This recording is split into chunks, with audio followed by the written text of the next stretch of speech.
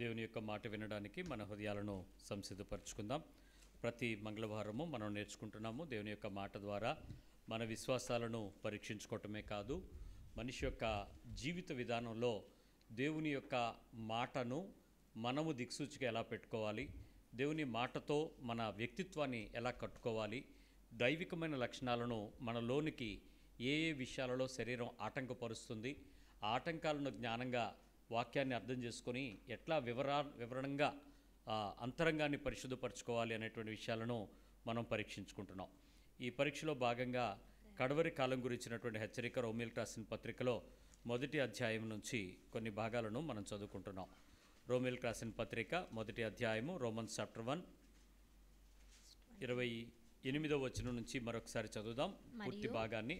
మరియు వారు తమ మనసులో దేవునికి చోటియ్య నొల్లకపోయిరి, మనస్సులో దేవునికి చోటు ఇవ్వనొల్లకపోయిరి కనుక చేయరాని కార్యములు చేయుటకు దేవుడు భ్రష్ట మనసుకు వారిని అప్పగించెను. ఎప్పుడైతే ఒక మనిషి దేవునికి గనక మనస్సులో చోటు ఇవ్వడో, గుర్తుంచుకోండి, ఇంట్లో చోటు ఉంటుంది, పర్సులో చోటు ఉంటుంది, సూట్ కేసులో చోటు ఉంటుంది, మన కారులో చోటు ఉంటుంది, ఇంకా చెప్పాలంటే పచ్చబొట్లు వేసుకుని ఒంటి మీద కూడా చోటు ఉంటుంది. చోటు ఎక్కడ ఉండదట? మనస్సులో. మైండ్లో చోటు ఇవ్వడం, మనస్సులో చోటు ఇవ్వకపోవటం. ఈ అనుభవాన్ని భౌతికంగా చాలామందితో చూడొచ్చు. వారు చేతులకి రకరకాల తాళ్ళు కట్టుకుని వారు మత విశ్వాసాన్ని, ఇదిగో మేము పలానా దేవతకు పలానా దేవునికి తాలూకా విశ్వాసాన్ని మేము ప్రకటించుకుంటున్నాం అని చేతి కట్టుకుంటారు, మెడలో వేసుకుంటారు, పచ్చబొట్లు పట్టుకుంటారు, అలాగే లాకెట్స్ శరీరంలో పెట్టుకునేటువంటి భాగాలుగా ఈ చేతులకు, ఇక్కడ కాళ్లకు, మెడల్లో, రకరకాల భాగాలలో. ఇంకా కొంతమంది అయితే వారి ఉంగరాలకే దేవతా ప్రతిమల ముద్రలను కూడా వేయించుకుంటారు. వాటి పెట్టుకుని వాటితో పాటే మీరు చూసారా, వారి ఫోన్లలో వారు దేవునికి ఎంతగా చోటిస్తారు. స్క్రీన్ షేవర్ ఏముంటుంది, డీపీ ఏముంటుంది, అదే వాట్సాప్ డీపీలు మీరు చూస్తే చాలా వాటిల్లో మీరు కంప్యూటర్ స్క్రీన్ మీద చూడగానే వాళ్ళు ఆ దేవత బొమ్మ, దేవుని బొమ్మ, చాలా వాటికి చోటు ఉంటుంది. నిజానికి వాళ్ళ దేవునికి చోటు ఇవ్వరు, మనస్సులు. మరి మనస్సుల్లో దేవునికి చోటు ఇవ్వకపోతే అది క్రైస్తవుడా క్రైస్తవేతరుడా కాదు, కానీ వారిని దేవుడు ఎలా చేస్తానన్నాడు? భ్రష్ట మనసుకు అప్పగించు. తెలియకుండానే వారికి దేవుడు అనేటువంటి ఆ ఫియర్ ఫ్యాక్టర్ని సరియైన విధానంలో తెలుసుకోకపోయినా, సరియైన విధానంలో ఉంచుకోలేకపోయినా, సరియైన విశ్వాసానికి దాని తాలూకా విలువను ఎంచకపోయినా భ్రష్ట మనసుకు గురి అవుతారు. అట్టివారు సమస్తమైన దుర్నీతి చేతను దుష్టత్వము చేతను, అంటే ఆ పైన వచ్చిన ఏముందంటే, అట్టివారు చెయ్యనల్లకపోయారు గనక చెయ్యరాని కార్యాలు చేయుటకు దేవుడు వారిని భ్రష్ట మనసుకు అప్పగిస్తాడు. అప్పుడు ఏమేం చేస్తారు వాళ్ళు? సమస్తమైన దుర్నీతి చేతను, వాళ్ళలో దుర్నీతి ప్రవేశిస్తుంది, దుష్టత్వం ఉంటుంది, లోభం ఉంటుంది, ఈర్ష్య చేతను,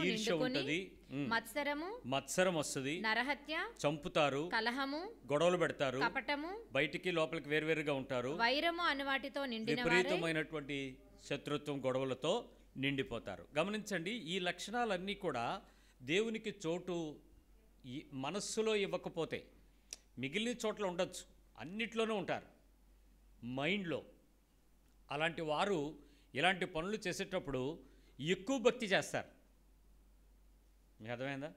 విగ్రహాలకు డబ్బులు ఇస్తారు, అన్నదానాలు పెడతారు, గుళ్ళుకి ఏం కావాలన్నా వాళ్ళు సప్లై చేస్తారు, హోమాలు, యజ్ఞాలు, యాగాలు, స్నానాలు, దానాలు చేస్తారు.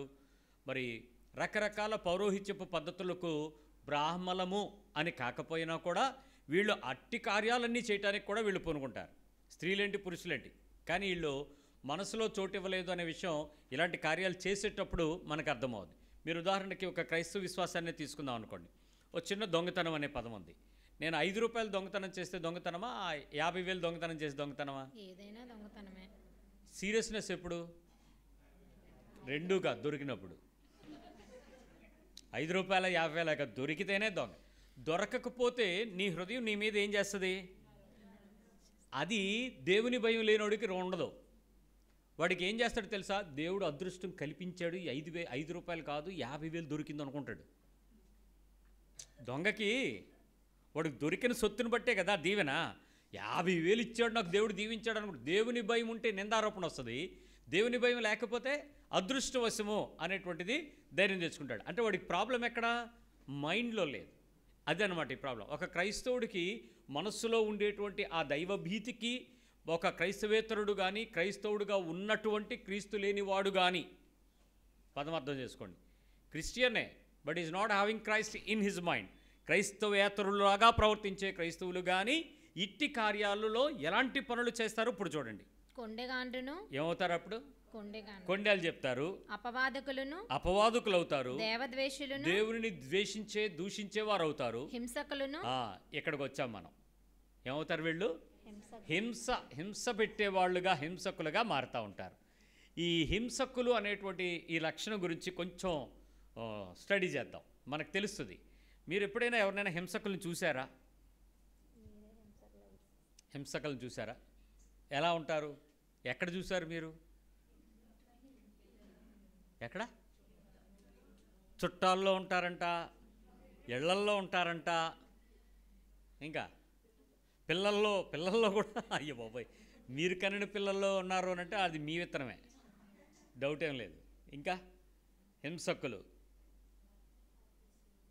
ఆఫీసుల్లో ఉంటారంట, పనిచేసే ప్రదేశాల్లో. యజమానుల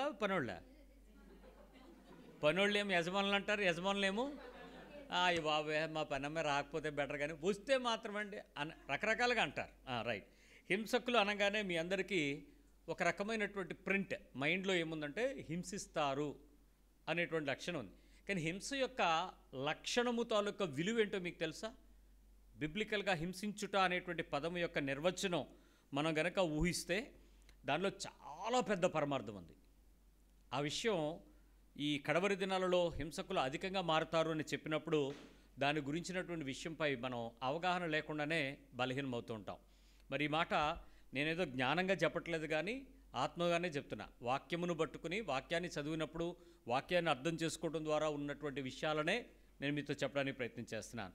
హింస అంటే ఒక జీవి మూడు భాగాలు కలిగి ఉంటాడు. ఒక జీవి 3 భాగాలు. జీవి అంటే ఏంటి? జీవించుచున్నది, లైఫ్ ఉండేది, ప్రాణం ఉండేది ఏదైతే దాన్ని 3 భాగాలు ఏంటంటే శరీరము, ప్రాణము, ఆత్మ. ఒక జీవికి 3 భాగాలు.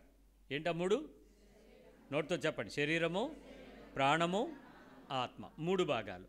అంటే ప్రాణమును మనస్సు అని కూడా మనచ్చు. ప్రాణము 3 భాగాలు ఒక జీవి. రెండవది ప్రాణి. మొదటిది జీవి, రెండవది ప్రాణి. అంటే ఏంటి? ప్రాణి కూడా 3 భాగాలు ఉంటాయి. ప్రాణము లేక ప్రాణి అనే దానికి 3 భాగాలుగా మాట్లాడచ్చు. ఈ శరీరంలో ఉండేటువంటి ఈ ప్రాణి అనే పదానికి 3 భాగాలు ఏంటంటే అంతరంగికము, అనుబంధము, బంధుత్వము. అంతరంగికము అంటే ఇన్నర్ మ్యాన్, లోపల ఒక మనిషి ఉన్నాడు, అంతరంగం ఒకటి ఉంటుంది. బయటకు ఒకలాగా ఉంటాము, లోపల ఒకలాగా ఉంటాం అంటామా ఏంటి? ఏదో అంటారు లోతుగుండ్లోడు, అయ్యి బాబోయ్ దీన్ని పట్టుకోలేము, ఇది బయట ఒకలాగా ఉంటుంది, లోపల. అంతరంగం వేరు. 2 అనుబంధం, రిలేషనల్ ఇష్యూస్, స్నేహము. మనకు కొన్ని అనుబంధాలు ఉంటాయి. మనకి ఎక్కడ లేని అనుబంధాలు మానవులకే విపరీతంగా ఉంటాయి, జంతువుల కన్నా కూడా. మీరు ఒక ఇంటి దగ్గర 1 సంవత్సరం పాటు అద్దెకున్నారు, అక్కడి నుంచి ఖాళీ చేసి మీరు వేరే ఊరు వెళ్ళిపోయారు. మీకు పక్కింటి వాళ్ళకి ఏముంటుంది? అదండి. మీ ఇంట్లో చుట్టరికం కంటే కూడా అనుబంధం ఎక్కువ ఉంటుంది. ఇది ఎక్కడి నుంచి వచ్చింది? శరీరమా కాదే. ప్రాణమా కాదే. ఇది మనిషి ప్రాణిలో ఉంటుంది అన్నమాట. అది రెండవది అనుబంధం. మూడవది బంధుత్వం. బంధుత్వంలో బ్లడ్ రిలేషన్, రక్త బంధుత్వం. మా అన్నయ్య, మా తమ్ముడు, ఇది రక్త బంధుత్వం కాదు, సేమ్ శరీరం. మా కోడలు, మా మామయ్య, మా పిన్ని కొడుకు, మా మేనమామ చెల్లి, ఇవన్నీ ఎవరివి? రక్తము ద్వారా కలపబడినటువంటి, ఒకరి నుంచి ఒకరు తెచ్చుకునేటప్పుడు వచ్చేటువంటి ఈ రెండూ కలిసి ప్రాణిలో ఉంటాయి. మొదటి విషయం కొద్దాం. ఆదికాండం 1వ అధ్యాయం 8వ వచనం. Genesis 1:8.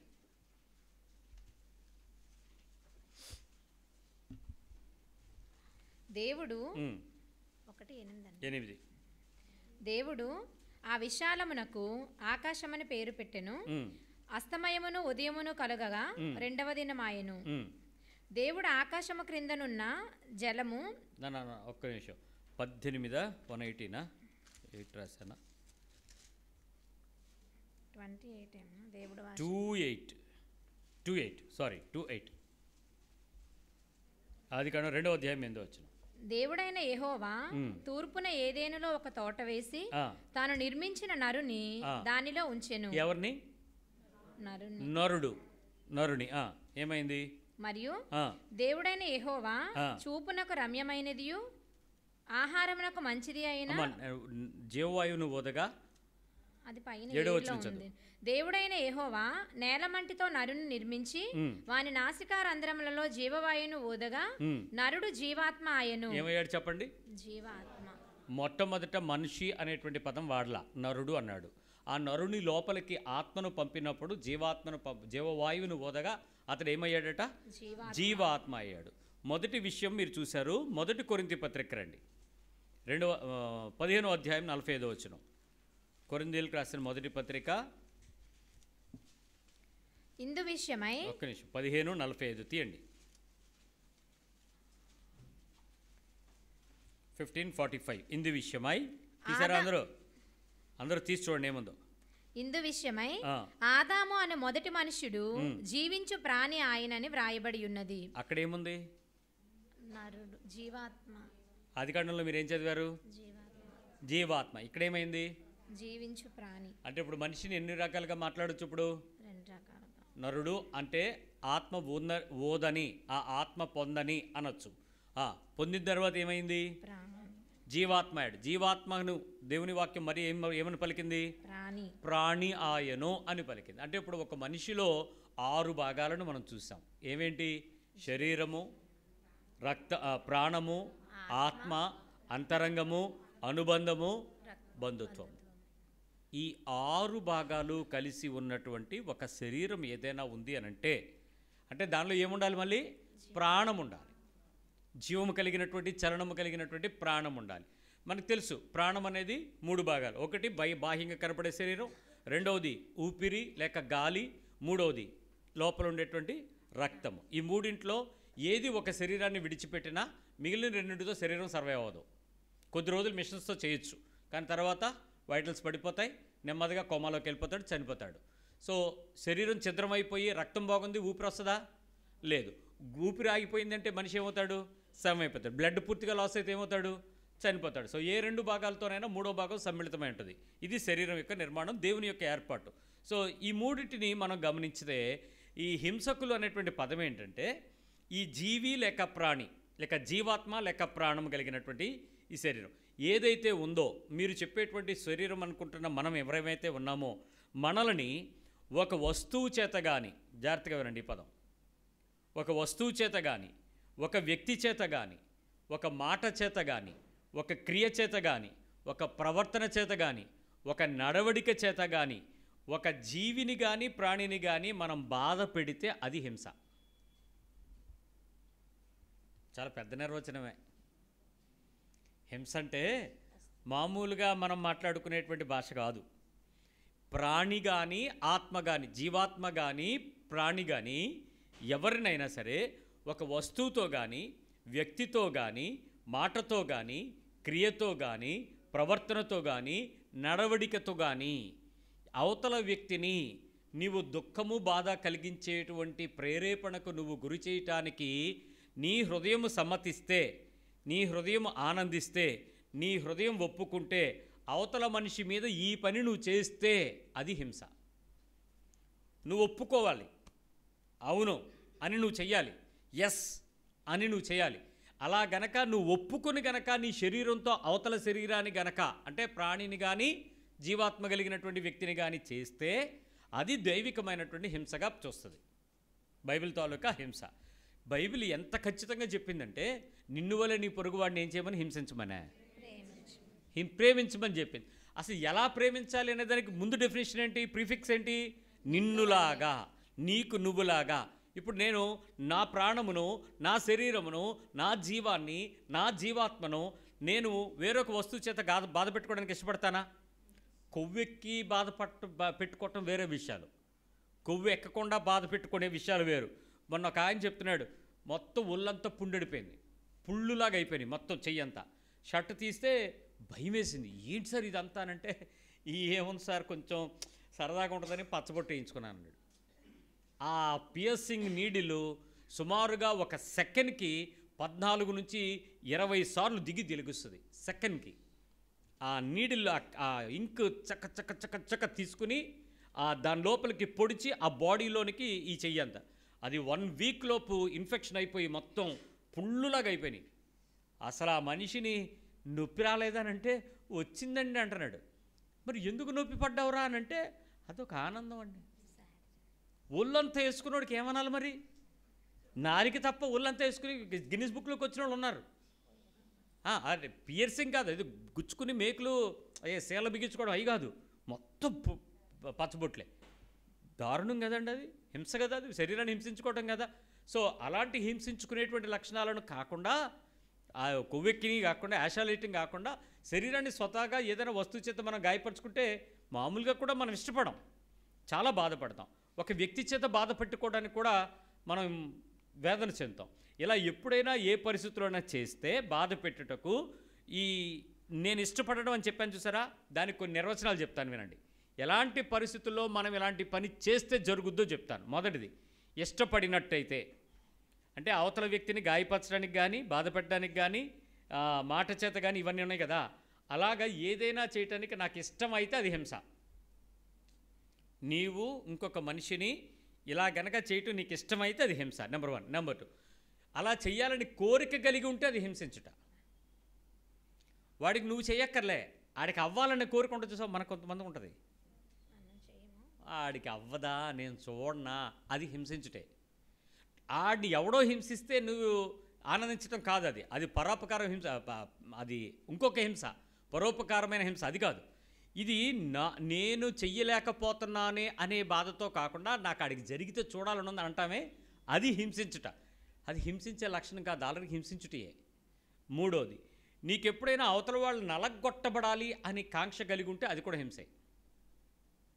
They should feel pain, వాళ్ళు ప్రెజరైజ్ అవ్వాలి, నలగొట్టాలండి వాళ్ళని అని. అలా ఎందుకు వదిలేశారు, మరో 4 తగిలించాల్సింది అంటాం సార్, అదే అనమాట నగలగొట్టడం. ఒక దెబ్బకు వదిలేస్తే కాకుండా ఇంకా ఏదైనా అయితే నేను చాలా సంతోషిస్తాను, ఆనందించగలుగుతాననే కోరిక మీ మనసులోకి వచ్చింది అని అంటే అది నలగొట్టడం. 4వది, చంపాలి లేక మరణింప చేయాలి అనేటువంటి ఆశ కలిగి ఉంటే అది కూడా హింసించుటే. Killing or send him to death, పంపించాలి. ఇక్కడ ఉరి తీసేవాడికి ఏం సంబంధం లేదండి, శిక్ష ఇచ్చే జడ్జికి సంబంధం లేదండి. ఆడు చచ్చిపోవాలని ప్రజలందరూ కూడా సోషల్ కిల్లింగ్ ఉంది చూసారా, మొన్నటిసారి దిశ కేసులో ఏం జరిగింది, అందరూ ఏమన్నారు, వాళ్ళని ఎన్కౌంటర్ చేసామని చెప్పారా? ఎవరెవరికి వచ్చింది కోరిక ఆ పిల్లని చంపినందుకు? క్యాండిల్ పట్టుకున్న ప్రతి ఒక్కడు కూడా హింసించినోడే. సంఘీభావం శాంతి ర్యాలీ చేసిన వాళ్ళకి కూడా అవతలని చంపాలి అనే నీ దుఃఖం వ్యక్తపరచడం వేరు, దాన్ని రోడ్డు మీదకి వచ్చి ప్రదర్శించి ఆడికి ఏదో ఒక యాక్షన్ తీసుకోండి అని చెప్పి ప్రభుత్వానికి ఉపకారకంగా ప్రోత్సహించేటువంటి చర్య చేయటం కూడా దుశ్చర్యే. అవతలడు చావాలని కోరుకున్నారు అంతే. అలా ఏ రకమైన కోరిక మరణానికి మీరు ప్రేరేపించబడాలి అని మీకు మనసులో అనిపించినా ఇలాంటి వాడిని ఊరికే మాటలతో అనకూడదు. నెక్స్ట్ ఏం చేయాలి మరి? బహిరంగంగా. మళ్ళీ ఆ క్రూరత్వం కూడా చూడండి, మనుషుల ఆనందం. ఎలా చంపాలట? దుబాయ్ లాగా, కువైట్ లాగా ఊరు మధ్యలోకి తీసుకెళ్ళి చచ్చేంత వరకు ఆ ఆనందం చూసారా మొక్కలో? చంపే మనసు, ఆ చంపేయాలి అనేటువంటి దానిలో హృదయాంతరంగాల్లో నుంచి ప్రేరేపించబడేటువంటి హింసా ప్రవృత్తి అది. అది చంపాలి కానీ మరణానికి కానీ అనేటువంటి కోరిక. 5వది, ఎదురు చూచుట. అవతలోడికి ఏదో అవ్వాలని మనం ఏం చేస్తుంటాం, టైం కోసం చూస్తాం కదా. ఆడి పాపం ఎప్పుడు పండుద్దో చూస్తున్నానండి, అనవసరం తప్పించుకున్నాడు. ఆడ తప్పించుకోకుండా ఉండాల్సింది. ఆ టైంలో ఆడిని కాలు మీద కాదు పైకి వేసేయాల్సింది. వీడు పోలీసుడు, మరి ఆడి ఎలా చంపాలో కూడా వీడే టార్గెట్ ఫిక్స్ చేస్తాడు. ఎన్కౌంటర్ స్పెషలిస్టులు వీళ్ళు. ఎందుకు ఆ మనసు వచ్చింది? ఎదురు చూస్తున్నాం. ఎదురు చూచుట హింసించుటయే. ఎదురు చూచే లక్షణం కూడా హింసించే లక్షణమే. 6వది, కక్ష సాధించాలని ఎప్పుడైనా అనిపించిందా? కక్ష సాధించటం అనేటువంటి ఒక లక్షణం మనలో ఎప్పుడైనా ప్రేరేపించబడుతున్నట్లయితే ఎలాగైనా సరే ఆ మనిషికి టైం చూసి అదను చూసి వేసేయాలి, లేకపోతే దుఃఖపరచాలి, బాధ పెట్టాలి, కష్టపెట్టాలి, లాంటి ఏ రకమైనటువంటి అంతరంగంలో కక్ష సాధించేటువంటి గతకాలపు అనుభవాలతో ఎదురు చూసినా కూడా అది హింసించుటే, హింసపెట్టడమే. ఏడవది ప్రతీకార ఇచ్ఛ. ప్రతీకారం, కక్ష వేరు, ప్రతీకారం వేరు. కక్ష అనేది సాధించటానికి కొరకు ఎదురు చూసే ప్లానింగ్స్ ఉంటాయి కక్షలో. ప్రతీకార ఇచ్చకు అలా ఉండవు. శత్రువు మిత్రువు అవుతాడు. ఎందుకు చెప్పండి? ఈడి మైండ్ ఆడికి వస్తుంది. ఇద్దరు ఈడిది ఆడు పనిచేసుకుని ఈడికాడు ఏం చేయగలడాడు? ఈడు చేయకపోయినా ఈడి శత్రువుని కలిస్తే ఆడిని వేసేస్తారు, ఆడికి ఏదో జరిగించేస్తారు. అదనమాట ప్రతీకారం. నా పంతం ఎవడైనా తీర్చుకుంటానంటే నేను ఆడికి సాయం చేస్తాను, అవసరమైతే వెనకాతలుండి ఆయుధాలు సప్లై చేస్తాను, డబ్బులు ఖర్చు పెడతాను, అప్పుడప్పుడు ఫోన్ చేసి కనుక్కోండి, అయ్యిందా ఇంకా అవ్వలేదా, ఏదో ఒకటి అవుద్దులే, కంగారు పడుకో, ఓపిక పట్టు వేసేయి అనేయి. ఇది కుటుంబాల్లో ఉంటారు వీళ్ళందరూ. నేను చెప్పేవాళ్ళందరూ బయట వాళ్ళు కాదు, మన ఫ్యామిలీలో ఉంటాయి ఇవన్నీ. ఈ ప్రతీకారేచ్ఛగలిగినటువంటి వాళ్ళు. 8 ఆవేశంగాను కోపంగాను కొన్ని చర్యలను ప్రతిఘటించకుండా ఇష్టపూర్వకంగా బయటకు వ్యక్తపరిచేవాళ్ళు.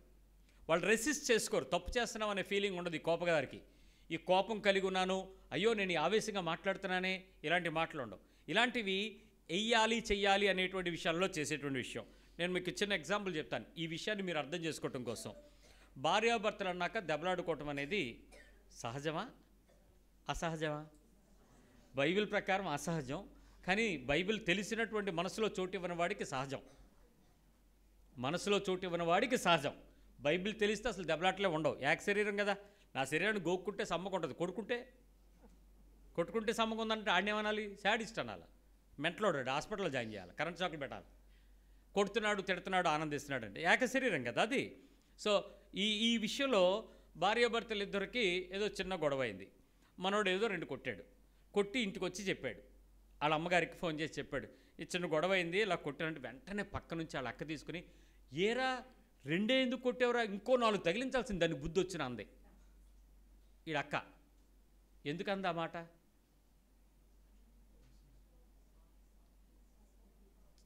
ఈవిడికేంటి కోపం? భార్యాభర్తలు కదా, వాళ్ళిద్దరు దెబ్బలాడుకుంటుంది, బతికి ఈ ఆడపడుచుకి ఏమొచ్చింది? ఇదేం చేస్తుంది ఎప్పటి నుంచి? అదే అనమాట. అంటే ఈ ఆయాసపూర్వకమైనటువంటి ఆ కోపము నా తమ్ముడిని కొట్టింది, నా తమ్ముడిని అన్నది అన్న ఫీలింగ్ ఉండదు అక్కడ. వేస్తే గోడకేసి 4 బీకేయాల్సిందిరా, ఇది డైరెక్షన్ ఇస్తుంది, నెక్స్ట్ టైం ఆడు చేస్తాడు ఆ పని. ఈ దుర్మార్గపు ఆలోచనలు ఆవేశంలో నుంచి అవతల వాళ్ళని హింసించేటువంటి ప్రేరేపణ కలిగించేటువంటి విటమిన్లు. వీళ్ళకి 4 తగిలితే నోరు మూసుకుని ఉండు, వీళ్ళకి తగలక వీళ్ళు ఇంకోళ్ళు తగిలించమంటారు. ఆడు కూడా బుద్ధి లేనోడు, ఆ వ్యక్తి కూడా బుద్ధి ఉండదు. మా అక్క అందే, మా చెల్లి అందే, మా అమ్మ అంది అనుకుని దాన్ని తీసుకొస్తాడు. నిజానికి అది ఏక శరీరమే. ఇదే కోపావేశంతో జరిగించేటువంటి పని. మీరు చెవిలో పోరెట్టుకుని ఎవరు అవ్వమ్మలో ఆదాం దగ్గరికి వెళ్ళి ఆ పండితే ఎప్పుడు తేవు, చేత కాదు, అది చూస్తూ ఉంటావు, కాపలా కాస్తావు, కింద పడిందని తెచ్చావు కాదు, అసలు కనీసం వాసనైనా చూసావా? షంటి 1 సంవత్సరం పాటు షంటితే ఏమో కూడా పాపం చేయడండి, ఖచ్చితంగా చేస్తాడు. ఇటువైపు అవ్వమ్మకి శోధిస్తున్నటువంటి ఆ శాతానుగాడిని చూడలేదు. ఈ ఆదాం తేటలేదు కాప ఎంతసేపు మెంటలు. నువ్వు నీ భర్తకు రోజు పోరెట్టేస్తే మీ అమ్మ ఎలాగా, మీ అక్క ఎలాగా, మీ చెల్లి ఎలాగా, మీ తోడోడు ఇలాగా, ఆడిలాగా, ఈడిలాగా, రోజు కాఫీ టీ భోజనంతో పాటు విటమిన్లు ఎక్కిస్తుంటే ఏమవుతాడు లాస్ట్కి? దాని ప్రతీకారేచ్ఛగా హింస అంటే మీ ఆయన చేసేది హింస కాదు, వెనకాతల బ్యాక్గ్రౌండ్ హింస. ఇదన్నమాట హింస. 9 సరదాగా వినోదంగా చేసినా కూడా హింసే. సెటారికల్గా ప్రాంక్స్ అంటారు చూసారు, ఈ మధ్య తెగ లైవ్ ప్రాంక్స్ చేస్తున్నారు. ఈ ప్రాంక్ చేసి అవతల వ్యక్తి గాయపడినా, బాధపడినా, దుఃఖపడినా, మాట చేత కానీ, వ్యక్తి చేత కానీ, వస్తువు చేత కానీ, క్రియ చేత కానీ, ప్రవర్తన చేత కానీ, నడవడిక చేత కానీ గాయపరచబడితే అది హింసే. అంటే నేను ప్రాంక్ చేసి కూడా అవతల వ్యక్తిలోనికి ఈ రకమైనటువంటి ప్రవర్తనను నేను తీసుకురాకూడదు. అది end of the prank may be happy, but creating the prank it may be rupture. అది హింస.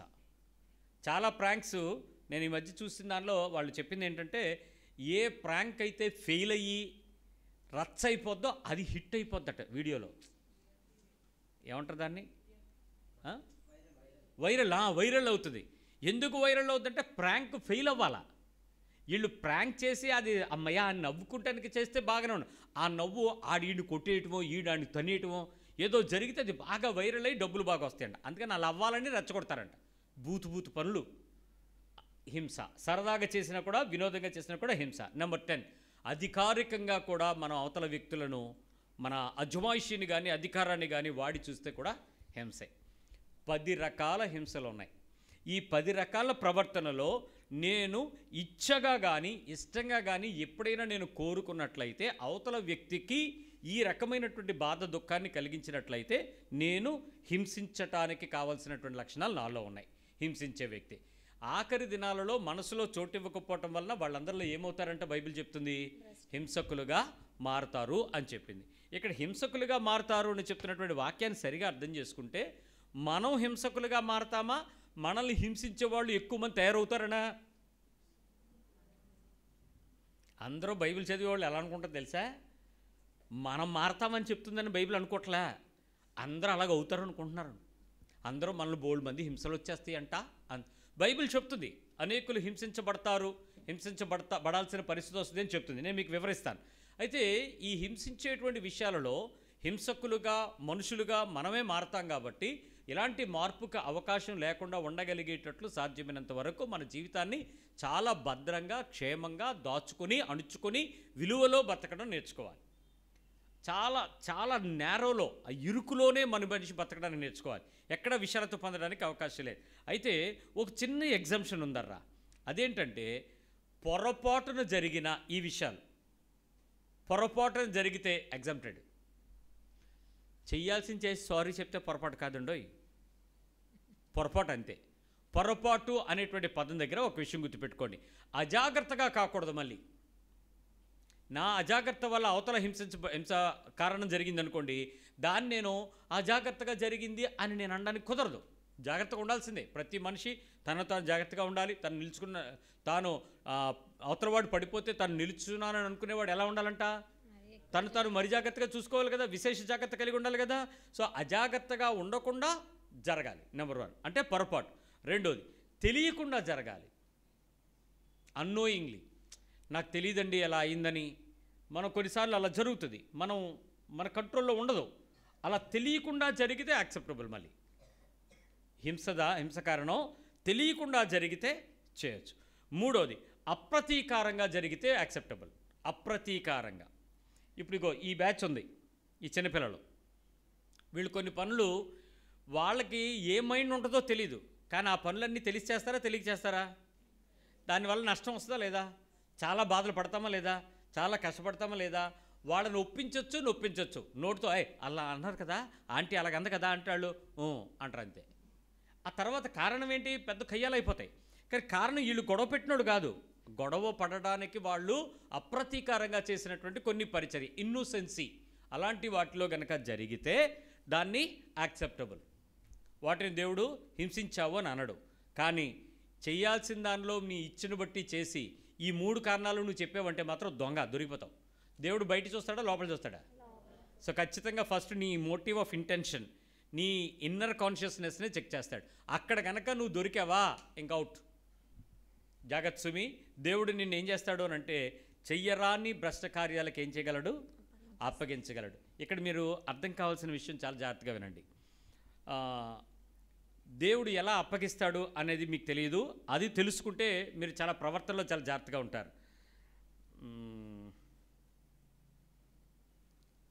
సాతానుకున్న కొన్ని పేర్లు చెప్పండి మీకు తెలిసినవి. మరి ఆ పేర్లు కాదు. మన ఇంట్లో రోజు డైలీ లైఫ్లో కొంతసార్లు తిడతాం కదా సాతాను గడ అని. అప్పుడు ఎవరాళ్ళు? వాళ్ళు సాతాను కాదు, లక్షణాలు. ఆయా లక్షణాలు చేసేటప్పుడు వాళ్ళని ఏమంటాం? సాతాను గడ కానీ. సొనుగుతూ ఉంటే ఏమంటాం? తిట్టుబోతుగా ఉంటే ఏమంటాం? సాతాను గడ. ఏట తిట్లు రోజును అంటారా? ఈ పదాలు వాడతామా రెగ్యులర్గా? అంటే ఏంటంటే, దేవుడు అలాంటి పనులు చేయటానికి మిమ్మల్ని సెలెక్ట్ చేస్తాడు. అర్థమైందా? ఇంకా వివరించాలా? అలాంటి పనికి మాలిన పనులన్నీ ఎవరివి? దేవుడు మిమ్మల్ని దేనికి వాడుకోగలడప్పుడు? అలాంటి పనులు చేయడానికి మిమ్మల్ని సెలెక్ట్ చేసుకుని, నువ్వైతే ఆ ఇంట్లో బెటర్ అని నేను తీసుకెళ్ళి ఆ ఇంట్లో పెడతాడు.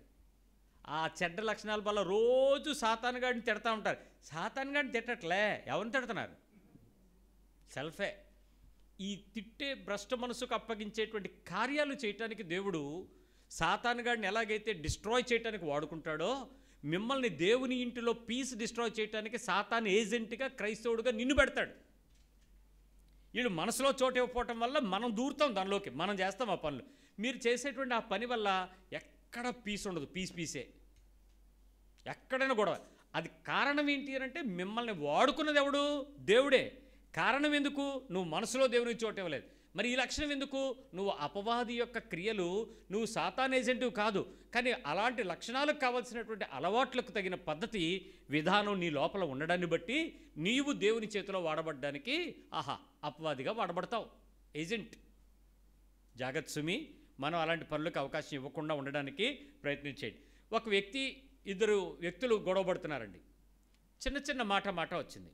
వీళ్ళలోకి భ్రష్మం స్టార్ట్ అయిపోయింది. దేవుడు భయం ఎందుకు, నా పొరుగువాడు అది ఇదేలే పోబే అని చెయ్యేశాడు. ఈడు ఇలా తొయ్యేయంగానే దేవుడు ఏం చేస్తాడు తెలుసా? చాలా అద్భుతంగాను, అప్పటి వరకు వాడికి ప్రొటెక్షన్గా ఉండేటువంటి దేవదూతలు ఇద్దరిని పక్కన రమ్మంటాడు. ఈడేమనడు, ఈడిలా చిన్నగా ఇలాగ అనగానే ఈడిలా వెళ్ళిపోవడం, ఆ పక్కన గోడ గుద్దీసుకోవడం, రక్తం బడబడ కారిపోవడం జరిగిపోతాయి. ఈడి తోసిందేనికి? ఈడికి కోపం వచ్చింది, ఆవేశం. వీడికి దేవుడే మనసుంటే అయ్యో ఆడినెందుకు కోప్పడాలని ఆగాలి కదా. అవతలవాడు ఎవడైతే అనవసరం నేను తిట్టాలనుకున్నాడు, అరవాలనుకున్నాడు, అరిశాడు. ఈ ఊపిలో కోపం వచ్చింది, ఆవేశం వచ్చింది, చెయ్యిసిరాడు, ఆడి గోడకు తగులుకుంది, బ్లడ్ స్టార్ట్ అయిపోయింది. అక్కడతో వాడికి అయ్యో నన్ను కొట్టాడని అరిపిస్తాడు ఆడి చేత. ఈడు అరవంగానే ఎక్కడ లేని గ్యాంగ్ వచ్చేస్తుంది. మా ఓడిని కొడతావరా అని వాళ్ళందరూ ఏమవుతారు? అప్పుడు ఆవేశాలకు లోనయ్యి దేవుడు ఉన్నాడు అక్కడ. నిజం తెలిసి వీళ్ళందరూ చచ్చికెళ్ళేవాళ్ళే. దొడేల్మని తీసి కత్తులు, కర్రలు, బాటలు గలాట అయిపోయింది. అప్పుడు అక్కడ గొడవ కారణం ఏమీ ఉండదు. ఒక మనిషి దేవుని పక్షమైనటువంటి విలువకు చోటు ఇవ్వకపోవటం వల్ల తన అనైతికంగా కొన్ని బలహీనమైన పనులకు ముందుకు వెళ్ళి అల్లరికి కర్తయ్యారు. ఈ కారణానికి వీళ్ళందరూ ఎవరండి? వీళ్ళందరూ దేవుని తెలిసిన వాళ్ళు అయితే ఎలా ఉండాలి? ఎంత మర్యాదగా ఉండాలి, ఎంత లోబడిపోవాలి, ఎంత తగ్గాలి, ఎంత వ్యక్తిగతంగా చచ్చిపోవాలి. అక్కడ దగ్గర ఎందుకు రెచ్చిపోతాం? ఇక్కడ మీరు కొన్నిసార్లు కామ్గా ఉంటే పక్కన రెచ్చగొట్టేస్తారు. మీ ఆవిడో, మీ చెల్లో, మీ తల్లో వెనకాతల నుంచి నీ నోరు లేదా, నువ్వు మనిషివి కాదండి. అప్పుడు ఏమవుతుంది? ఆటోమేటిక్గా బీపీయా రైజ్ అవుద్ది. ఆ రెండు రైజ్ అవుతుంది. ఇంకా ఆ తర్వాత మనుషులను ఆపలేం. జాగ్రత్త సుమి, ఈ పరిస్థితుల్లో చాలా జాగ్రత్తగా ఆ పరిచర్యని మనం చూసుకోవడానికి ప్రయత్నించేయండి. ఇక్కడ ఈ వాటను కొంచెం వివరంగా వెళ్ళటానికి ప్రయత్నం చేద్దాం. జంతువులకి ఏమున్నాయి మరి?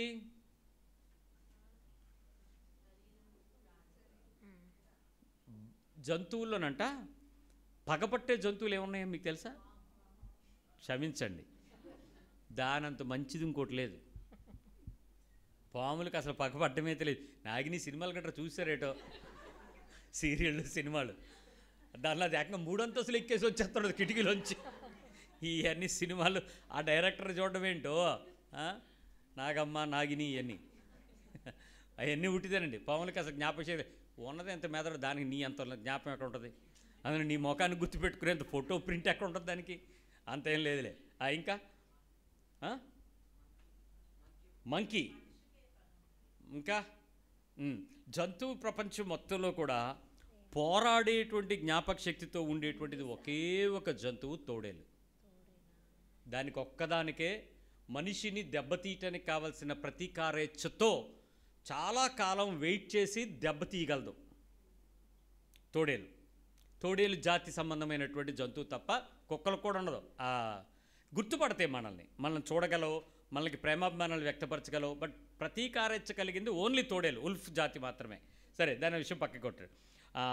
ప్రాణము వాటికి కూడా ఏముంటుందంటే ప్రాణం ఉంటుంది, శరీరం ఉంటుంది, రక్తం ఉంటుంది, మనసు కూడా ఉంటుందండి. వాటికి కూడా మనసు ఉంటుంది. ఆ మనసుతో 100కు 100% మనిషి లాంటి బుద్ధి కలిగి ఉంటాయని అనుకోవట్లా, మైండ్ ఉంటుంది అంతే. ఇప్పుడు మనం పెంచుకున్నాం అనుకోండి, ఎందుకు మచ్చిక అవుతాయి? అది మచ్చిక, ఆ మనసు అక్కడ ఉంటుంది అంతే.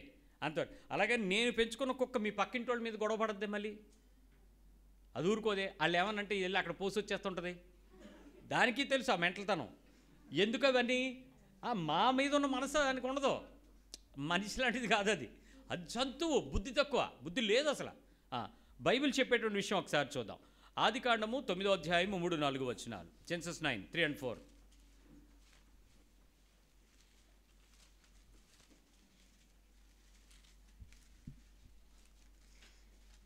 ప్రాణము గల సమస్త చరములు మీకు ఆహారమగును. ప్రాణము కలిగిన సమస్త చరములు మీకు ఆహారమగును.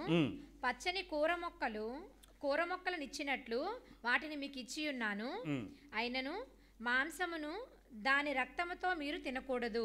రక్తమే దాని ప్రాణము. అంటే ఇప్పుడు ప్రాణము కలిగిన సమస్త చరములు అంటే ఏంటి? స్థిరములు కాదు, చరములు అంటే walk or crawl or run. అవి కదులుతూ ఉండాలి, నిశ్చలంగా ఉండేవి కాదు. నిశ్చలంగా ఉండేవి ఉన్నాయా అంటే ఏమో కొన్ని ఉన్నాయంట, 100 సంవత్సరాలకు ఒకసారి కదులుతాయి అంటూ ఉంటారు, నత్తలాంటివి ఏవో ఉంటాయి. కానీ ఇవి కదులుతూ ఉండేటువంటి ఏదైనా మనకి దేవుడు ఏమి ఇచ్చాడట? అవి ఆహారం కూర మొక్కలగునట్లు అన్నాడు. అంటే మనం తింటున్నటువంటి ఈ బీరకాయలు, తోటకూరలు ఇవన్నీ ఇప్పుడువి, ఆదికాండంవి. మీరు రోజు ఏమన్నా తింటున్నారంటే దేవుని కృతజ్ఞతలు చెల్లించకుండా తినడానికి లేదర్రా. ఉల్లిపాయ కోసినా, బంగాళదుంప పట్టుకున్నా, గోరుచిక్కులు తెచ్చినా, ఏ ఆకుకూర తీసుకొచ్చినా దాన్ని చీచా అనకండి. దేవా, నా గురించి నువ్వు ఎప్పుడు ఆదికాండం 9వ అధ్యాయంలో పెట్టావు, ఇవి ఎంత సంతోషం అని చెప్పి స్తుతించి దాన్ని ఆనందంగా తినండి. తినకూడనివి తిననివి, మనం తిననివి ఆఫ్రికా జాతులు తింటారు. మనం ఉన్నత వర్గాలు తిననివి కింద స్థాయి వర్గాలు తింటారు కదా. అలా రకరకాలు ఏదైనా తిండికి. ఈయన ఏం చెప్పాడు ఇక్కడ? చరములైనటువంటి జంతువులన్నిటినీ కూడా ఏం చేయొచ్చట? తినవాలి.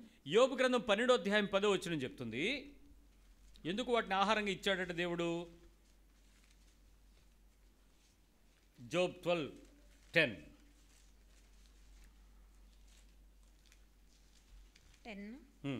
జీవరాశుల ప్రాణమును మనుష్యులందరి ఆత్మలను ఆయన వశమునున్నవి కదా. ఏమున్నాయి చెప్పండి దేవుని సన్నిధిలో? జీవరాశులకు ఏముందట? ప్రాణము. తర్వాత మనుష్యులందరి ఆత్మలను. జీవరాశుల ఆత్మ అనలేదు, వాటికి ఏముంది? ఓన్లీ లైఫ్ ఉంది, బాడీ విత్ లైఫ్. ప్రాణం ఏముంది? ఎవరికి? ఆత్మ ఎవరికి ఉంది? హ్యూమన్కి ఉంది, మనిషికి ఉంది. అందువల్ల ఈ ఆత్మ కలిగినటువంటి 12:10 జోబ్ 12:10 జీవము కలిగినటువంటి ప్రతి ప్రాణము కానీ జీవాత్మ కానీ ఆత్మ కలిగి ఉన్నట్లయితే దానికి బుద్ధి లేక జ్ఞానము అనేటువంటి అంశాలు ఉంటాయి. ఈ ఆత్మ లేకపోయినట్లయితే అవి ఆహారంగా ఉపయోగపడటానికి దేవుడు వాటిని ఏర్పరిచాడు. సో దేవుని పక్షంగా ఈ ఆహారం విషయంలో రక్తం గురించి దేవుడు ఏం ఆలోచించాడు? ఒకసారి ఆదికాండం 9కి వచ్చి మళ్ళీ చూడండి, 5వ వచనంలో ఉంది 9:5. మరియు మీకు ప్రాణమైన మీ రక్తమును గూర్చి విచారణ చేయుదును, దాని గూర్చి ప్రతి జంతువును నరులను విచారణ చేయుదును. ఎవరిని? ప్రతి జంతువును. ఎవరి ప్రాణం గురించి ఎవరిని అడుగుతాడు దేవుడు? అర్థం చేసుకోండి, ఇక్కడ చాలా ముఖ్యమైన విషయం చెప్పి పాఠం వెళ్ళాం. మరియు 5వ వచనం, మీకు ప్రాణమైన మీ రక్తమును గూర్చి విచారణ చేయుదును. ఎవరి ప్రాణం? ఎవరి రక్తం? మనది. మనిషి శరీరం ఉంది, మనిషి శరీరంలో రక్తం ఉంది. ఆ రక్తం గురించి దేవుడు ఏం చేస్తాడట? ఎవరిని? ప్రతి నరుని ప్రాణమును గూర్చి, దాని గూర్చి ప్రతి జంతువును నరులను విచారణ చేయదు. దేవుడు జంతువులను కూడా అడుగుతాడంట. ఒకవేళ నన్ను చంపడానికి కారణం జంతువు అయితే దేవుడు ఏం చేస్తాడు? ఆ జంతువుని అడుగుతాడు, ఏయ్ ఆ మనిషిని చంపడానికి నీకేం అధికారం ఇచ్చాను? నేను ఇవ్వలేదు కదా, నువ్వెందుకు చంపుతావు? బెదురు ఉంది, బెదురు పెట్టే పరిస్థితి ఉంది. కానీ ఒక సింహం నన్ను చంపితే దేవుడు సింహాన్ని ఊరుకోడు. ఓ పులి నన్ను చంపితే దేవుడు దాన్ని ఊరుకోడు. ఏనుగు నన్ను చంపితే దాన్ని ఊరుకోడు. కానీ విచిత్రమైన విషయం చెప్పిన, ఒక ఏనుగును మనిషి చంపితే కేరళలో పెద్ద విప్లవం అయింది, చాలా పెద్ద గొడవలేని. అదే ఒక మనిషి అదే ఏనుగుని మనిషి చంపితే, అదే ఏనుగు మనిషిని తొక్కేస్తే దానికి పెద్ద కేసులు ఏం లేవు. వన్యప్రాణి సంరక్షణ ఉంది తప్ప వన్యప్రాణి మీద జీవహింస చేసే చట్టం లేదు.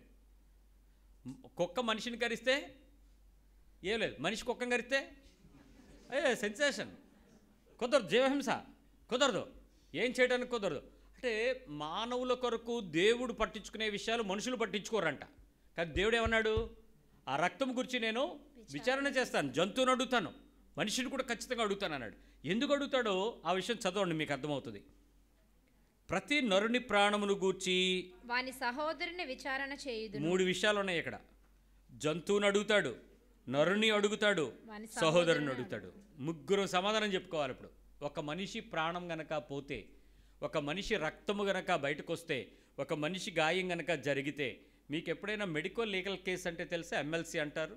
యాక్సిడెంట్ జరిగినా కొట్టుకున్నా పోలీస్ కేసు అయిన తర్వాతే డాక్టర్లు విచారణ చేస్తారు. ఇప్పుడు లేదులేండి, ఇప్పుడు ట్రీట్మెంట్ అయిన తర్వాత ఎమ్మెల్సీ అవుతుంది. ఆ కేసు జరిగేటప్పుడు ఖచ్చితంగా వాళ్ళు సాక్షుల్ని చూస్తారు. ఎవరైనా ఉన్నారా, స్పాట్లో ఎవరెవరు ఉన్నారు, ఎవరు ఎవరిని కొట్టారు, ఎవరు ముందు మాట్లాడారు, ఎవరు ముందు రేపారు, అన్ని విచారణ జరిగిస్తారు. ఈ విచారణ దైవికమైన విచారణ, దేవుని క్రమం, దేవుని పద్ధతి. సహోదరుని అడుగుతాడంట, నరుడిని అడుగుతాడంట, అంటే మనిషిని. మూడవది జంతువును కూడా దేవుడు విచారణ చేస్తాడు. దేని గురించి? ఒక మనిషికి గనక రక్తం వచ్చినట్లయితే దాని విషయంలో దేవుడు చాలా జాగ్రత్తగా లెక్క తీస్తానన్నాడు. అంటే ఆరో వచనంలో నరుని రక్తమును చిందించు వాని రక్తము నరుని వలనే చిందింపబడెను. ఇదేంటి కండిషను? అంటే ఒక మనిషి రక్తం ఒక మనిషి అవుతుంది. ఒక మనిషి కనుక రక్తం చిందించబడితే ఒక మనిషి వలనే అవుతుంది. ఆ రక్తం చిందించబడిన వ్యక్తి పక్షంగా చిందించిన వాడిని ఏం చేయాలంట? రక్తం బయట తేవాలండి, అంతే. ఈయన్ను కొట్టావు కాబట్టి నిన్ను మేము కొడతామని ఆడిని కొట్టి ఆడిని తీయాలంతే. కంటికి కన్ను, పంటికి పన్ను, దెబ్బకి దెబ్బ, ప్రాణానికి ప్రాణం. ఇది నీ పాత నిబంధనలో ఉన్నటువంటి దేవుడు ఆ పనిని చేయటం. మళ్ళీ చెప్తాను వినండి, దీని యొక్క విచారణ యొక్క అర్థం ఏంటంటే, ఒక మనిషిని గాయపరిస్తే ఆ గాయము నేను అనుభవించాల్సి ఉంటుంది అనేటువంటి తేటతల్లం చేయడానికి వేయబడిన శిక్ష. అంతేగాని ఆడిని చంపేసి నువ్వు చచ్చిపోదామని కాదు.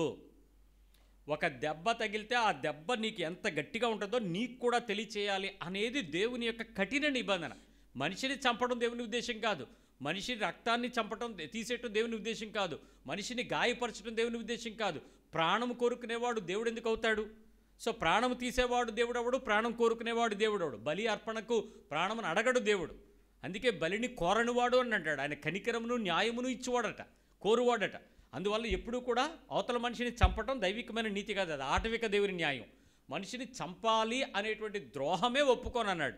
అందువల్ల దేవుని వాక్యంను అపార్థం చేసుకోకుండా జ్ఞానంగా ఆలోచిస్తే అలాంటి శిక్ష యొక్క ఉద్దేశం అవతల వ్యక్తి ఏ రకంగా కూడా తన సహోదరుని బాధ పెట్టకుండా ప్రేమించగలిగే మనసుకు పెంచుకుంటాడని.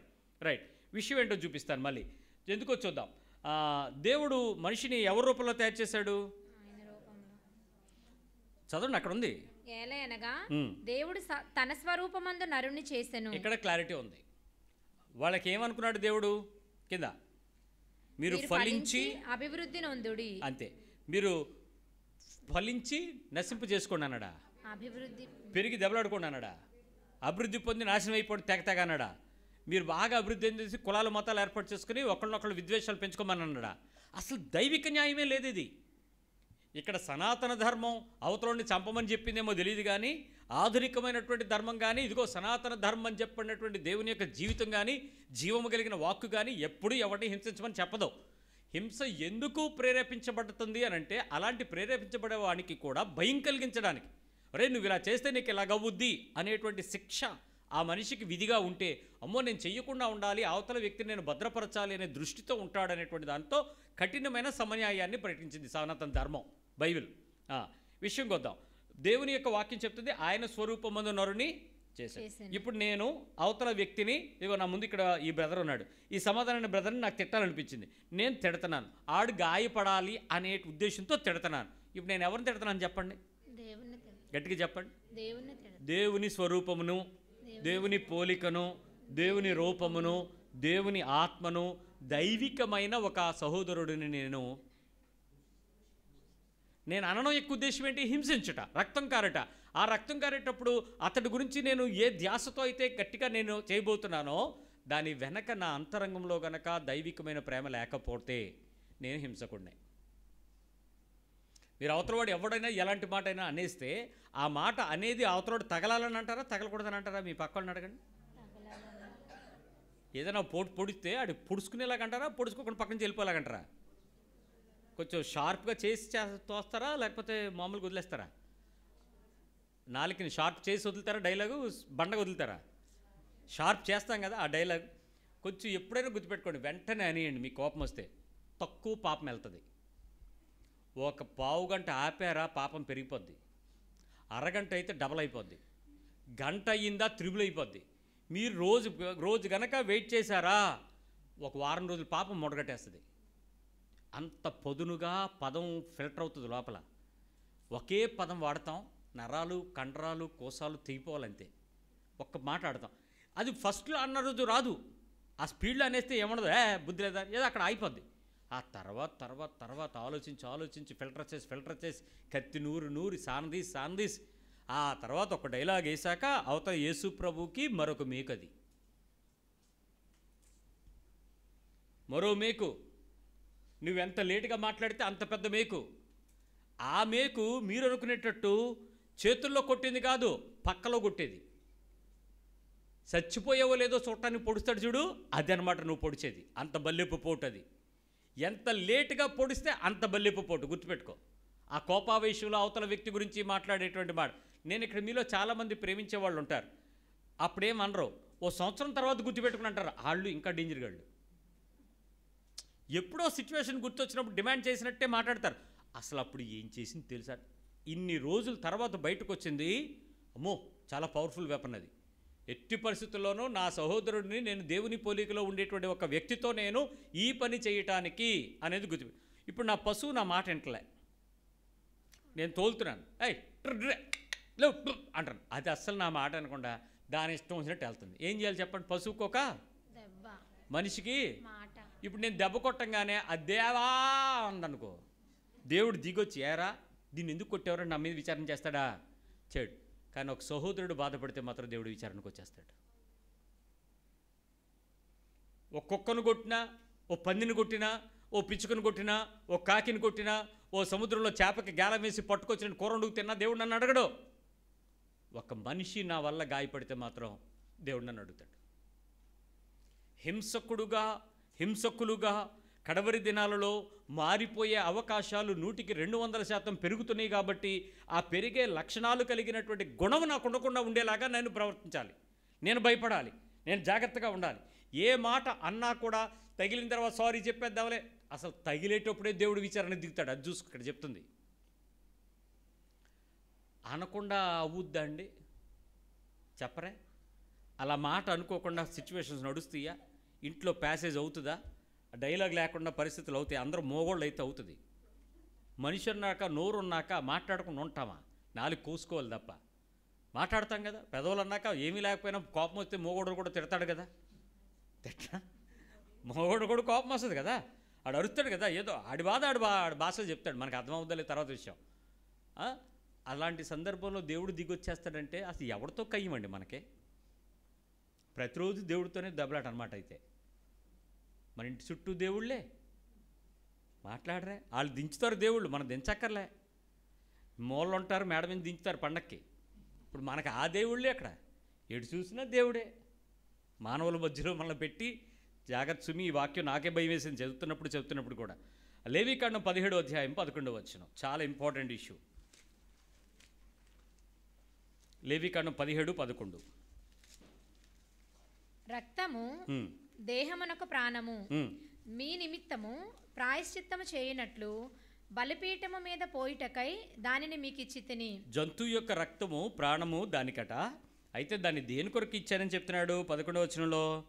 ప్రాయశ్చిత్తము చేయనట్లు, మీ నిమిత్తము ప్రాయశ్చిత్తము చేయనట్లు బలిపీఠము మీద పోయిటకై దానిని మీకు ఇచ్చితిని. రక్తము దానిలోనున్న ప్రాణమును బట్టి ప్రాయశ్చిత్తము చేయును. రక్తము ఖచ్చితంగా ఏం చేస్తుందట? ప్రాయశ్చిత్తము. దేనికి ఇచ్చాడట? అసలు రక్తంతో నిబంధన ఎందుకు చేశాడు? ఓల్డ్ టెస్టిమెంట్లో పశువులు, జంతువులు, కోడెలు, పక్షులు. అసలు ఆ మాట బైబిల్లో చాలా వివరంగా ఉంది.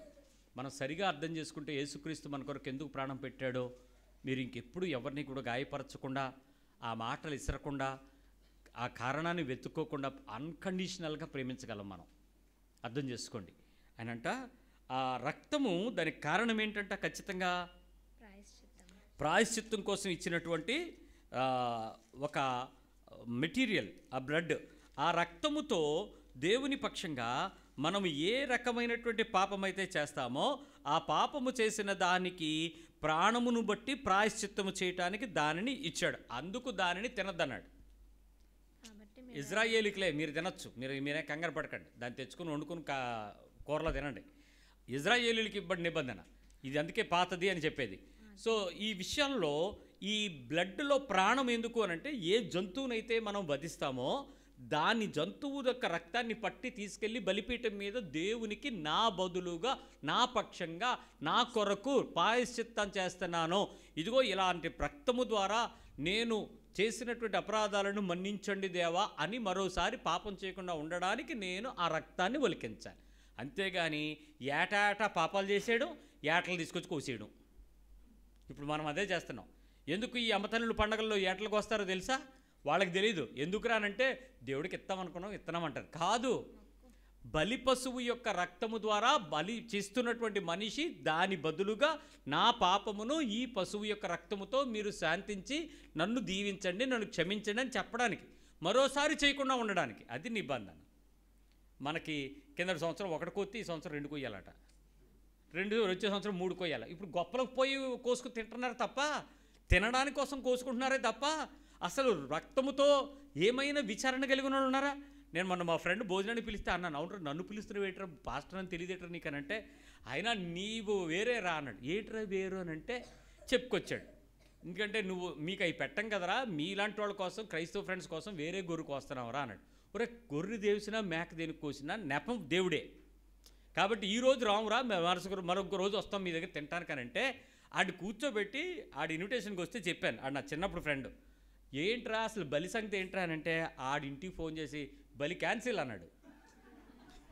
ఏ గొర్రె లేదు, అటు వదిలేయండి లేకపోతే అమ్మేయండి, ఇప్పుడే నాకు తెలిసింది, అలాగే ఎవడు చేయట్లేదు, అలా చేయకుండా ఇలా చేస్తే కుదరదు అన్నాడు. ఒరే నేను చెప్పింది కనుక క్రైస్తవ్యం అని నువ్వు అనుకుంటే నువ్వు మీ ఊర్లో ఉన్నటువంటి పెద్ద పూజారిని పిలిచి అడుగు దీని సంగతి ఏంటి చెప్పమని. ఆడైనా నేను చెప్పినంత వివరంగా చెప్పగలిగితే ఇగో నేను చూపిస్తున్నాను, ఇదిగో పలానా రెఫరెన్స్ రాసుకో అంటే స్క్రీన్ షాట్లు తీసుకున్నాడు, బైబిల్ వెళ్ళి చూసుకో అన్నాడు. ఆడు కన్ఫర్మ్ చేసుకున్నాకే వాళ్ళ ఇంట్లో వాళ్ళకి చెప్పాడు, పండగ చేసి క్యాన్సిల్ చేసాడు. మనమంతా వెజిటేరియనే, పులిహార భోజనాలు బూర్లే, ఇంకెట్లేవు అన్నాడు అంతే. ఆడు ఇప్పుడు రారా అని పిలిచాడు నన్ను. వస్తానులేరా, ఈరోజు కాదులే రేపు వస్తానులే, మరోసారి తిందాం, తిండికి ఏముందిలేరా దాని గురించి కాదు, కాకపోతే ఆ పేరుని జరిగించేటప్పుడు మనం నిలబడకూడదని ఉందరా బైబిలు అని ప్రేమగా వాడికి చెప్పుకున్నాం. వాస్తవంగా అవతల వ్యక్తిని నేను ద్వేషించాల్సిన పని ఏంటి? వాడు చేస్తున్న లక్షణాన్ని ద్వేషించాలి కానీ క్రియను ద్వేషిద్దాం, వ్యక్తిని ఎందుకు ద్వేషిస్తాం? దాని మీద మన గొడవలతో ఏంటి? వాడు నా స్నేహితుడు, చిన్నప్పటి నుంచి కలిసి చదువుకున్నాం. సో వ్యక్తిత్వంలో ఇప్పుడు కూడా అలాగే ఆలోచించాలి. దేవుడే ఇంతగా ప్రేమిస్తున్నప్పుడు ఆలోచించండి. రక్తం యొక్క విలువ ప్రాణమును బట్టి ప్రాయశ్చిత్తం. 24వ అధ్యాయం 18వ వచనం, లేవియకాండమే, లెవిటికస్ 24:18. జంతు ప్రాణహత్య చేసిన వాడు ప్రాణమునకు ప్రాణమిచ్చి దాని నష్టము పెట్టుకొనవలెను. ఇది ఏంటి? జంతువుని ప్రాణహత్య, జంతువుని చంపాలి. వేట రాజులకు వినోదం, వేటాడడం రాజులకు వినోదం. వేటగాడికి ఆసక్తి, వాడి యొక్క నైపుణ్యం. వేట అడవి జాతి మనుషులకు ఆహారం, అంటే చంపడం. అవి కాకుండా నిషిద్ధమైన ప్రక్రియగా కాపు కాసి ఎదురు చూసి జంతువుని చంపినట్లయితే ఆ జంతువుని చంపడం ద్వారా తను పరోక్షంగా తినడానికి కానీ లాభపడడానికి కానీ ఇంకేదైనా ఆ జంతువు యొక్క ఉపయోగం పొందడానికి ప్రయత్నం చేస్తే ఖచ్చితంగా నేను కూడా ఏం చేయాలి? వాడి కోసం ఇంకో జంతువుని నేను కూడా ఇచ్చుకోవాల్సిందే. జంతువుకి జంతువు అన్నాడు అక్కడ. అంటే దేవుని పక్షంగా న్యాయం ఏంటంటే పొరుగువానికి ఒక వ్యక్తితో ఏ నష్టమైనా కలిగించినా శారీరకంగా కానీ మానసికంగా కానీ రక్త సంబంధంగా కానీ వస్తు సంబంధంగా కానీ జంతు సంబంధంగా కానీ భూ సంబంధంగా కానీ పంట సంబంధంగా కానీ అన్ని నియమాలు ఒక మనిషి గురించి దేవుడు జాగ్రత్త పడ్డాడు. లేవికాండంలో సామాజిక నియమాలు ఉంటాయి, భూ సంబంధమైన నియమాలు ఉంటాయి, తగవు కొట్లాటకు సంబంధించిన నియమాలు ఉంటాయి, అన్నదమ్ములు రక్త సంబంధ నియమాలు ఉంటాయి, దేశ సంబంధమైన సంస్కరణ నియమాలు ఉంటాయి, చట్టాలు ఉంటాయి, విధులు ఉంటాయి, నిబంధనలు ఉంటాయి, కఠినమైన ఆజ్ఞలు ఉంటాయి. ఇవన్నిటి యొక్క ఉద్దేశం ఏంటి? మానవ మనుగడలో దేవుని ద్వారా వాళ్ళు ఒక కట్టడ కలిగిన తన నిబంధన కలిగిన జనులుగా ఉండాలని దేవుడు కోరుకోవటం. దేవుని ప్రజలు ఎప్పటికీ సమాధానంగా సంతోషంగా యూనిటీగా ఏక శరీరంగా ఏక అనుబంధంగా బతకాలని కోరుకోవటం. అది దేవుడు తప్ప. ఇక్కడ దాని జాతి అని పేరు పెట్టి ఇది ఇజ్రాయేల్ జాతి, ఇది క్రైస్తవులు, వీళ్ళు హిందువులని విభజించింది ఎవరు? దేవుడా? దేవుడు ఎప్పుడు అలా చేయడే. అందుకే వాళ్ళని చూసినప్పుడు మన ఇంటికి వచ్చిన పరదేశిని మనల్ని ఎంతగా గౌరవించమన్నాడంటే ఆ దేశంలో వచ్చేటువంటి వ్యక్తికి దేవుడు కానీ దేవత కానీ ప్రాంతీయమైన అభిమానాలు కానీ చాలా ఉంటాయి. కానీ నువ్వు చూపించే దైవికమైన అభిమానాన్ని బట్టి, ప్రేమాప్యాయతలను బట్టి వాడు నిన్ను, నీ దేవుడిని వెంబడించగలిగే అవకాశం కూడా యెహోవా ఇచ్చాడు. పాత నిబంధనలో ఇవ్వబడింది. ఆ వెలుసుబాటు ఇవ్వబడింది. కారణం ఏంటి? ఈ దేవుడు తన ప్రజలను నిబంధనతో నడిపిస్తాడు, కట్టడలతో నడిపిస్తాడు, ఆజ్ఞలతో స్థిరపరుస్తాడు, తప్పు చేయనివ్వడు, పొరపాటు చేయనివ్వడు, జాతి అహంకారం లేకుండా చూస్తాడు, అనుమానం లేకుండా చూపిస్తాడు, ప్రజలందరిలో కూడా ఐక్యత అనురాగాన్ని కలిపి పెడతాడు. ఏ చిన్న గాయం కలిగినా, బాధ కలిగినా దేవుడు విచారణ చేస్తాడనే భయం ఆ ప్రజలకు ఉండేది. అంత ఖచ్చితంగా దేవుడు ఒక మనిషిని గాయం చేసేటువంటి పరిస్థితుల మధ్యలో హింసకు కారణం కాకుండా ఉండడానికి చాలాసార్లు ప్రయత్నం చేశాడు. అయితే 24వ అధ్యాయంలో మనం చదివినట్లు 21వ వచనం చూడండి. జంతువును చావగొట్టిన వాడు దాని నష్టం ఇచ్చుకొనవలెను, నరహత్య చేసిన వానికి మరణశిక్ష విధింపవలెను. అక్కడేమో జంతువును నష్టపరిస్తే ఏమి ఇవ్వాలి? తిరిగి యానిమల్ ఇచ్చేయాలి. జంతువు అయితే జంతువు ఇచ్చేయాలి, కోడి అయితే కోడి ఇచ్చేయాలి. మనిషిని నష్టపరిస్తే మనిషి ఏమవ్వాలి? నష్టపోవాలి, మరణశిక్ష చంపాలి. అంటే ఇక్కడ చచ్చిపోవటం అనేటువంటిది, చంపేయటం అనేది దేవుని కోరిక కాదు. మళ్ళీ చెప్తున్నాను, నువ్వు చచ్చిపోవాల్సి వస్తుంది కాబట్టి నేను అవతల వాడిని ఏం చేయకూడదు? చంపకూడదు. జంతువు పక్కనే మనిషి గురించి ఎందుకు విచారణ చేశాడు? జంతువుని చంపేటప్పుడు నీకు ఉద్వేగం ఉంటుంది, ఉద్రేకం ఉంటుంది, కసి ఉంటుంది. దాన్ని చంపుతునేటప్పుడు నీకు కొంచెం మానసికమైన ఆనందం కానీ, కోపం కానీ, బాధ కానీ ఉండుండొచ్చు. ఆ ఉద్దేశంతో నువ్వు మనిషిని చంపితే నువ్వు చచ్చిపోతావు. జాగ్రత్త. నేను కోపం తీర్చుకునే లోపు నేనేమవుతాను? ఆటోమేటిక్గా మరి నేను ఉంటేనే కదా కోపం తీర్చుకున్నప్పుడు బతకాలి. అలాంటిది నీవు చనిపోతావురా, నువ్వు చచ్చిపోవాల్సి ఉంటుంది అని హింసను ప్రేరేపించకుండా దేవుడు ఆపడానికి అంత కఠిన నిబంధన ఇచ్చాడు. ఈ కఠినమైన నిబంధనతో ఏ హింసనైతే దేవుడు ఆపాలనుకున్నాడో కడవరి దినాలలోకి వచ్చేటడికి ఏమవుతారట? మనుషులు ఆ హింసకులుగా మారిపోతారు. ఎంత ప్రేమతోనైతే ప్రజలను రక్షించడానికి నేనే కాపలా కాస్తా, నేనే విచారణ చేస్తానని ఆపాడో ఆ మనుషులే ఆ దేవుడి దగ్గర నుంచి ఆ హింసనే పట్టుకుని మనుషుల మధ్య హింసకులుగా మారిపోతారంట. అంటే దేవుని యొక్క ఆలోచనలో ఏది కూడా మరొక రకంగా రూపాంతరం చెందక మునిపే మనం చాలా జాగ్రత్తగా ఉండాలి.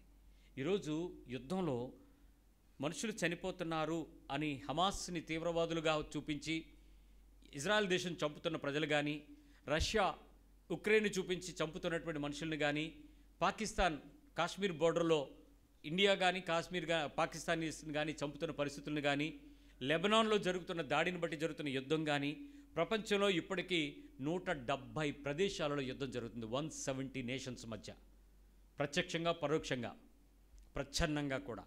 ఈ 170 నేషన్స్లో జరుగుతున్న యుద్ధం యొక్క కారణం మనుషులు సంతోషంగా ఉండడానిక, సమాధానంగా ఉండడానికి? చెప్పండి. ప్రారంభం ఏంటి? యుద్ధం కారణం ఏంటి? సమాధానం. కానీ సమాధానం వస్తుందా? రక్తం వస్తుందా? రక్తం ద్వారా ద్వేషం వస్తుందా? ఆనందం వస్తుందా? మరి ఇప్పుడు సమాధానానికి కారణం కాదేమో కదా యుద్ధం. అంటే హింసకులుగా మారిపోయే పరిస్థితులు క్వైట్ కామన్గా, పెద్ద కారణాలు ఏమీ ఉండకుండా కూడా ఏమవుతాయట ఆఖరి రోజుల్లో జరిగిపోతాయి. ఈరోజు మనలో కూడా అనేకమైనటువంటి హింసా ప్రవృత్తికరమైనటువంటి మాటలు వాడుకుంటూ తిరిగి మళ్ళీ అలాగే సమాధానంగా ఉంటున్నాం. చూసారా? ఉండగలుగుతున్నావా? తిట్టేసుకుంటున్నాం, ముద్దెట్టేసుకుంటున్నాం, సారీ అనేస్తున్నాం, ఏముందలే అలాగే అంటర్లే అనేస్తున్నాం. కానీ కొద్ది రోజుల తర్వాత ఏమవుతాయంటే ఇవన్నీ వాల్యూమ్ అవుతాయి, ప్యాక్ అవుతాయి. ఒకటి తేనె కూడగట్టినట్టు పట్టు పెద్ద అవుద్ది. అప్పుడు ఈగలు కూడా ఏమవుతాయి? ఎక్కువ అవుతాయి, తక్కువ అవుతాయి. తేనె పట్టు పెరిగే కొద్దీ ఆ తర్వాత కుడితే ఏమవుతుంది? అదే ప్రాణమే పోతుంది. సో వ్యక్తిత్వాన్ని ఎంతో దాద్దామనుకున్నటువంటి దేవుని పక్షంగా ఎంతో దాచుకోవాల్సినటువంటి లక్షణం కలిగినటువంటి ఈ యొక్క హింసత్వం అనేది మన లోపల నరాల్లో కూడా ఉండకుండా, మనసులో ఉండకుండా ఉండగలిగేటట్లు మన హృదయాన్ని చాలా జాగ్రత్తగా పరీక్షించుకుందాం. ఇది చాలా ప్రమాదకరమైంది. ఇంకా చాలా విషయాలు ఉన్నాయి. అసలు యేసుక్రీస్తు యొక్క రక్తం యొక్క విలువ ఎలాగా క్లోజ్ అవుతుందో హింస దగ్గరే మనం నేర్చుకోగలుగుతాం. పరీక్షించండి, ప్రయత్నించండి. ఈ వారంలో ఎక్కడా కూడా హింసాత్మకమైన సంఘటన కుటుంబంలో జరగకుండా, అవతల వ్యక్తుల్ని కొట్టకుండా, తిట్టకుండా, అరవకుండా, శపించకుండా. ఇంకా మీకు ప్రతిసారి నేను చెప్పేది అదే, పాఠం తీరి అయినంటే ఏమవుతుంది? ప్రాక్టికల్ రెడీగా ఉంటుంది. చెప్పులు వేసుకోగానే పద అంటుంది.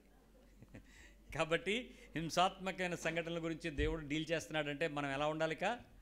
ఆర్మర్, ఒంటి నిండా కవచాలు వేసుకుని జాగ్రత్తగా చెవులకు ప్లగలు పెట్టుకుని జాగ్రత్తగా యుద్ధం లేకుండా కాచుకోవడానికి ప్రయత్నించేద్దాం. ప్రభు సహాయం తీసుకుందాం. ప్రార్థన చేద్దాం.